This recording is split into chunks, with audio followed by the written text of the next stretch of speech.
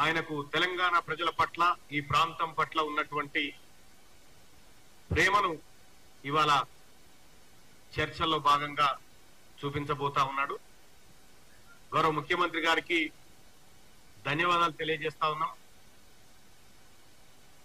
అయితే ఇంత చక్కటి వాతావరణంలో ప్రజల ఆకాంక్షల మేరకు ఇరు రాష్ట్రాల ముఖ్యమంత్రులు కూర్చొని మాట్లాడుకుంటా ఉంటే ఏ పని లేనటువంటి బీఆర్ఎస్ పార్టీ నాయకులు దీన్ని కూడా ఓ రాజకీయంగా వాడుకునేటువంటి బురద జల్లేటువంటి కార్యక్రమానికి తెరలేపారు. గత 10 ఏళ్ల నుంచి కేసీఆర్ తయారు చేసి పెట్టినటువంటి పెంటంతా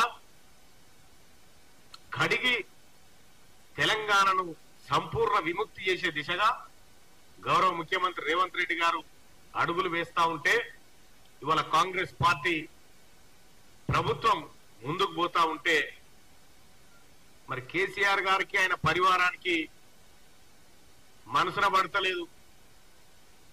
అయ్యో ఉంటే మా లెక్క ఉండాలి కదా, మా లెక్కనే ప్రజల్ని మభ్యపెట్టాలి కదా అనేటువంటి ఉద్దేశంతో ఇవాళ బీఆర్ఎస్ పార్టీ నాయకులు వ్యవహరిస్తా ఉన్నారు. 10 ఏళ్ల కాలంలో మీరు జగన్మోహన్ రెడ్డి గారు కేవలం మీ స్వార్థ రాజకీయాల కోసం తప్ప దేనికోసమన్నా ప్రగతి భవన్ లో మీరు వాడుకున్నారా? ఓ 2 రాష్ట్రాల ముఖ్యమంత్రులు కూర్చొని మాట్లాడి ఉన్న సమస్యలేంటి అనేటువంటి చర్చ ఎప్పుడైనా జరిగిందా? కల్వకుంట్ల చంద్రశేఖరరావు గారిని మేము అడుగుతా ఉన్నాం. ఏ ఒక్క రోజు కూడా ఈ ఇరు రాష్ట్రాల ప్రయోజనాలను కాంక్షించినటువంటి కల్వకుంట్ల చంద్రశేఖరరావు ఆయన పార్టీ ఇవాళ సుదీర్ఘకాలం పెండింగ్ లో ఉన్నటువంటి అంశాలను పరిష్కరించుకునే దిశగా కాంగ్రెస్ పార్టీ ప్రభుత్వం ముందుకు పోతా ఉంటే ఇలా జీర్ణించుకోలేకపోతా ఉన్నారు. నేను ఒక్కటే అలగదలుచుకున్న బీఆర్ఎస్ పార్టీ నాయకులను,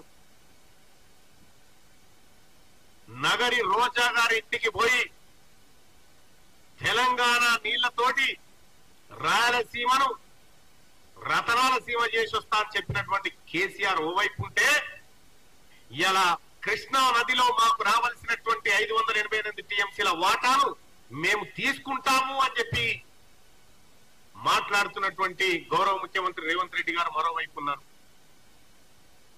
ఇలా 7 మండలాలు తెలంగాణ ప్రాంతం నుంచి 7 మండలాలు ఆంధ్రాలో కలపడానికి అంగీకరించినటువంటి కేసీఆర్, అప్పటి ముఖ్యమంత్రిగా ఉన్నటువంటి ఆయన ఇవాళ 7 మండలాలు వాపసు తీసుకురావాలి, కృష్ణా నీళ్ళలో వాటా మనకు రావాలి. ఈ అన్నిటికీ కారకులు మీరే కదా. సాగు చంపినోడే శవం దగ్గర కూర్చొని ఏడిచినట్టుకుంది ఆయన కథ. ఇవాళ ఏపీతోని సత్సంబంధాలు దెబ్బతిని తెలంగాణ రాష్ట్ర ప్రజలకు ఏపీ ప్రజలకు మధ్య నిత్యం ఏదో గొడవ జరిగే విధంగా కేసీఆర్ గారు ఆ రోజు వ్యవహరిస్తే ఇవాళ ఇరు రాష్ట్రాల ముఖ్యమంత్రులు మళ్ళీ అన్నదమ్ముల వలె ఈ 2 రాష్ట్రాల ప్రజలు విడిపోయినప్పటికీ, భూభాగాలు విడిపోయినప్పటికీ కలిసిమెలిసి ఉండి అందరం ఒక తల్లి పిల్లలుగా ఉండాలని చూసుకుంటా ఉంటే ఇలా నేను అడుగుతా ఉన్నా, కాంగ్రెస్ పార్టీ మిలాఖాత్ అయిపోయింది అని చెప్తా ఉన్నారు. సిగ్గుండాలి మాట మాట్లాడడానికి. పార్టీలు వేరు, ప్రభుత్వాలు వేరు.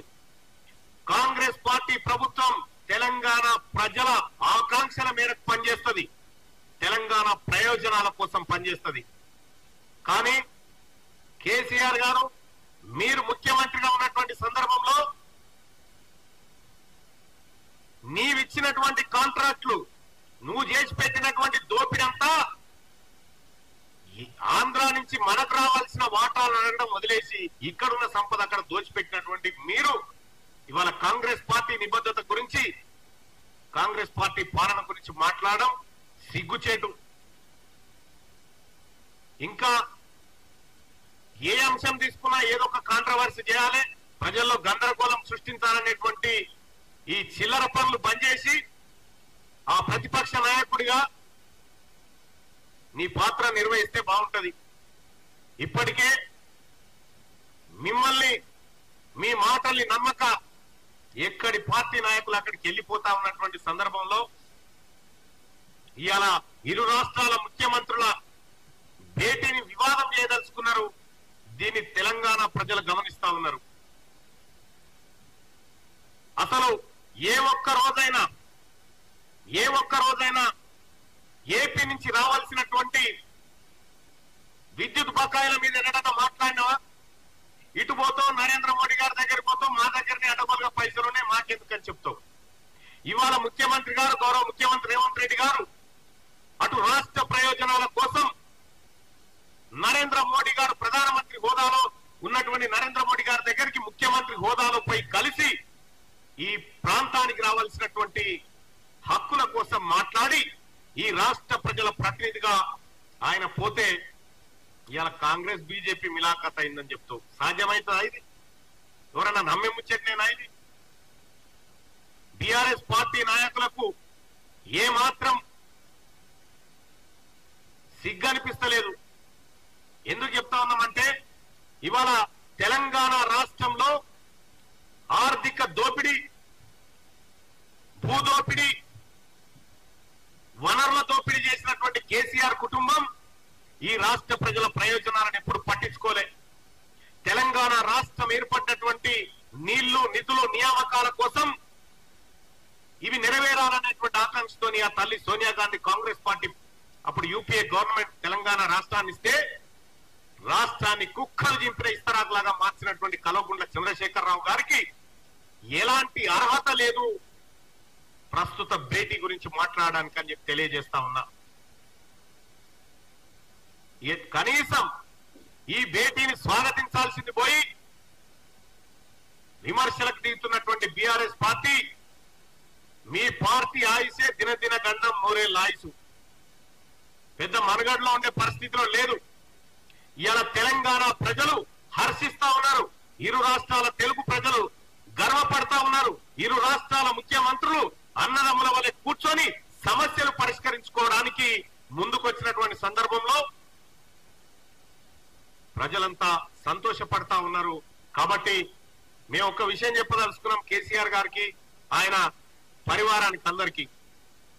10 ఏళ్ల పాటు గతంలో ఉన్న విభజన సమస్యలు అట్లుండగా 10 ఏళ్ల పాటు నువ్వు తయారు చేసిన పెట్ట మామూలుగా ఏం లేదు. 10 ఏళ్ల పాటు అనేకమైనటువంటి సమస్యలు సృష్టించరు. ఇక్కడ కృష్ణానది నీళ్ల వాటా విషయంలో సుప్రీంకోర్టులో ఉన్న కేసును వాపసు తెచ్చుకుంటావు, అన్ని సమస్యలను జటిలం చేసినావు. ఇవాళ కేసీఆర్ చేసిన పాపాలను కూడా రేవంత్ రెడ్డి గారే కడగాల్సినటువంటి పరిస్థితికి వచ్చింది. సోదరులారా, జగన్మోహన్ రెడ్డి గారు ప్రగతి భవన్కి వచ్చినప్పుడు గాని మీరు అటు విజయవాడకు పోయి ఇటు తిరుపతికి పోయి ఇక్కడ దర్శనాలు చేసుకొని వచ్చినప్పుడు కానీ ఏ ఒక్కరోజైనా అక్కడి ముఖ్యమంత్రిని మీరు ఆహ్వానించిరా మాట్లాడుకుందామని, లేదంటే మిమ్మల్ని జగన్మోహన్ రెడ్డి గారు ఆహ్వానించిరా? మీరు ఎప్పుడు కలిసినా గొంగడి కప్పుకొని చీకట్ల కలిసేటోళ్ళు మీరంతా. మీది చీకటి రాజకీయం. ఇవాళ కాంగ్రెస్ పార్టీ ప్రభుత్వం గౌరవ ముఖ్యమంత్రి గారు చేస్తుంది పక్కా ప్రజా ప్రయోజనార్థం చేస్తున్నటువంటి వ్యవహారం. ఇక ప్రతి పని వెనకాల కేసీఆర్ కుటుంబం రాజకీయ ప్రయోజనాలు చూసుకుంది. ఇలా గౌరవ ముఖ్యమంత్రి రేవంత్ రెడ్డి గారు తెలంగాణ ప్రజల ఆకాంక్షలను చూస్తా ఉంది. రాష్ట్రంలో తెలంగాణ రాష్ట్ర విభజన బిల్లు సందర్భంలో ఇదే ముఖ్యమంత్రి గారు గౌరవ రేవంత్ రెడ్డి గారు ఆ రోజు అసెంబ్లీలో తిరుమల కొండలో వాటా కోరిండు, పోర్టులు కావాలని కోరిండు. విభజనలో ఆంధ్రప్రదేశ్ లో ఉన్నటువంటి తెలంగాణలో లేనటువంటి అంశాల గురించి మాట్లాడి తెలంగాణకే ఆంధ్రప్రదేశ్ బాకీ పడ్డదనేటువంటి రీతిలో ఆయన తెలంగాణ గడ్డ ఆకాంక్షను తెలియజేసే ప్రయత్నం చేస్తే ఇలా కేసీఆర్ గారు మాతాన్ని అడ్డగోలుగా నీళ్లున్నాయి, రాయలసీమ రత్నాలసీమ చేసుకోపు అని చెప్పినటువంటి మహానుభావుడు. మాట్లాడింది వాస్తవం కాదా? రేవంత్ రెడ్డి గారు అసెంబ్లీలో మాట్లాడిన వీడియోలు కావాలంటే ఆ యూట్యూబ్ లో ఉన్నాయి, మీకు పంపమంటే పంపుతాం. ఇవాళ ఏదేమైనప్పటికీ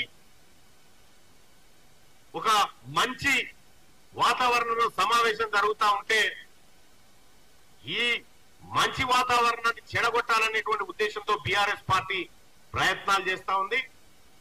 తప్పకుండా ప్రజలు గమనిస్తా ఉన్నారు. ఇవాళ రేవంత్ రెడ్డి గారికి తెలంగాణ ప్రజల పక్షాన ధన్యవాదాలు తెలియజేస్తా ఉన్నాం. ఆయన చర్చల్లో తెలంగాణ ప్రజల ఆకాంక్షలు నెరవేర్చబోతున్నందుకు ధన్యవాదాలు.